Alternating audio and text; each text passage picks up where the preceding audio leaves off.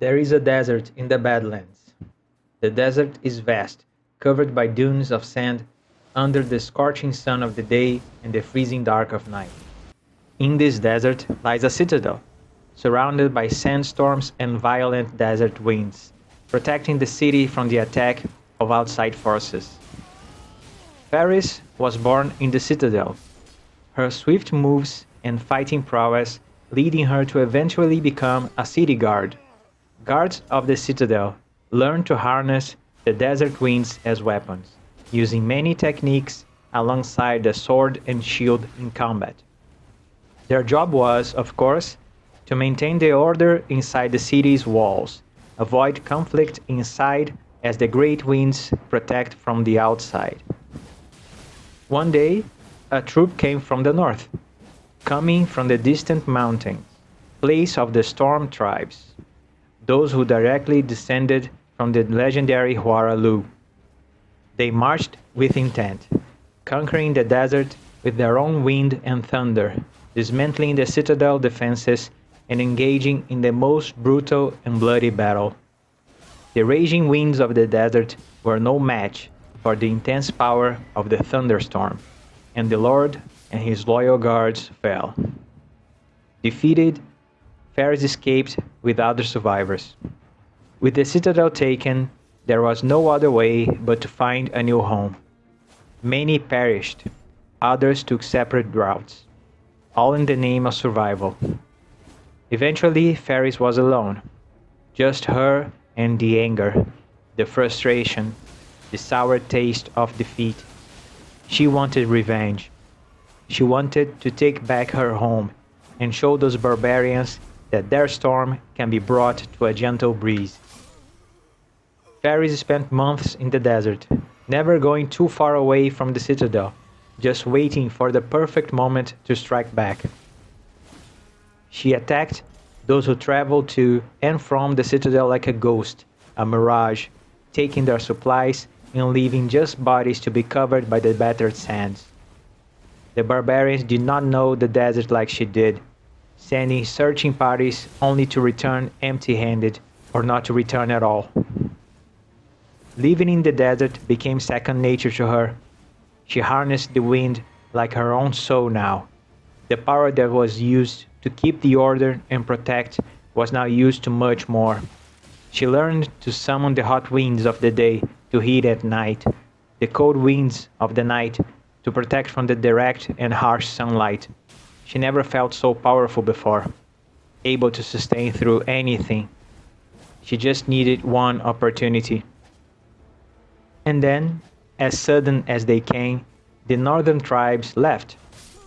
Ferris watched from a safe distance as their company simply marched back to their birthplace, leaving the citadel completely empty.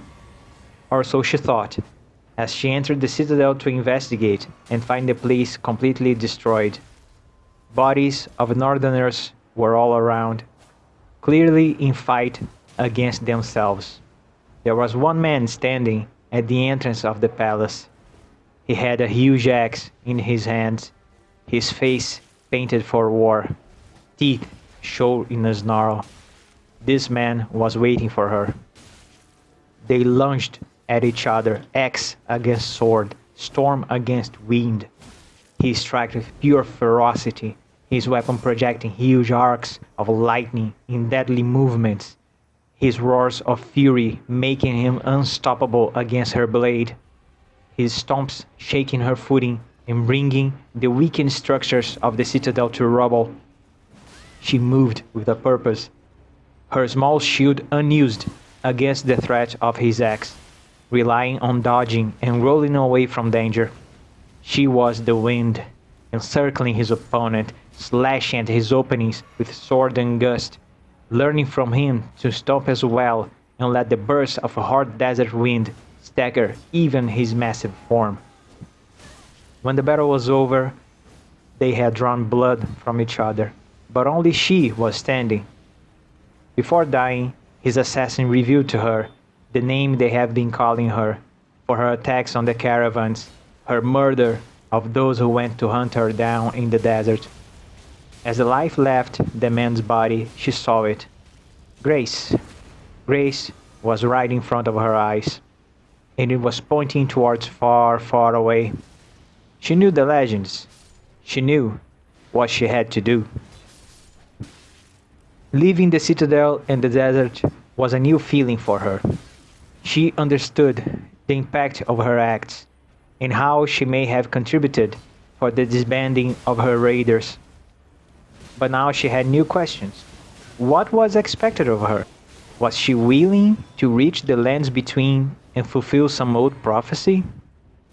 The answer did not come, but she knew if Grace was back for the Tarnished, then those who wielded the storm would go to the same destiny as well, and she wanted to fight all of them, to prove that the desert winds can be more dangerous than the biggest thunderstorm.